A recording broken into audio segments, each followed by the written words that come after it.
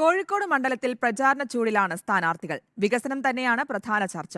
15 വർഷത്തെ വികസന മുരടിപ്പിന്റെ കഥ LDF ഉയർത്തുമ്പോൾ വ്യവസായ മന്ത്രിയായിരിക്കെ LDF സ്ഥാനാർത്ഥി എന്തു ചെയ്തു എന്ന് ചോദിക്കുകയാണ് UDF.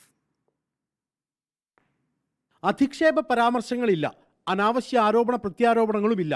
വികസനം സജീവ ചർച്ചയാക്കുകയാണ് മുന്നണികൾ. ജനപ്രതിനിധികളെ സംഘടിപ്പിച്ച വികസന സംവാദം തന്നെ ഒരുക്കി LDF. ആ കമ്പനിയുടെ മലിനീകരണം നാട്ടുകാരുടെ വലിയ പ്രക്ഷോഭമായിരുന്നു. ചാലിയാറിലേക്ക് നിങ്ങൾ നേരിട്ട് ഡിസ്ചാർജ് ചെയ്യുന്നത് ട്രീറ്റ്മെന്റിന് ശേഷം മാത്രമേ ഡിസ്ചാർജ് ചെയ്യാൻ പറ്റുമെന്ന് പറഞ്ഞു. അങ്ങനെയാണ് ഊർക്കടവിൽ റെഗുലേറ്റഡ് കമ്പനി സ്ഥാപിച്ചത്, അതിന്റെ താഴോട്ട് മാത്രം.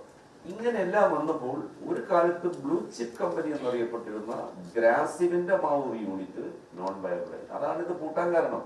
നിർദ്ദേശങ്ങൾ പ്രകടന പത്രികയാക്കി ജനങ്ങൾക്ക് മുന്നിൽ വെക്കാനാണ് LDF നീക്കം. എന്നാൽ അവസരവാദ രാഷ്ട്രീയമാണ് LDFന്റേതെന്ന UDF സ്ഥാനാർത്ഥി. വ്യവസായ മന്ത്രി 5 വർഷം ഭരിച്ച ആളാണ്. എന്താ ഗോളി റൈൻസിന്റെ അവസ്ഥ? അദ്ദേഹം പൂട്ടിച്ച സ്ഥാപനം അത്. അദ്ദേഹത്തെ തുറക്കാൻ കഴിഞ്ഞില്ല. വ്യവസായ മന്ത്രിയായിരുന്നു. എന്ത് ചെയ്യാൻ പറ്റും അദ്ദേഹത്തിന്? ഒരു ചുക്കും ചെയ്യാൻ കഴിഞ്ഞില്ല അദ്ദേഹത്തിന്.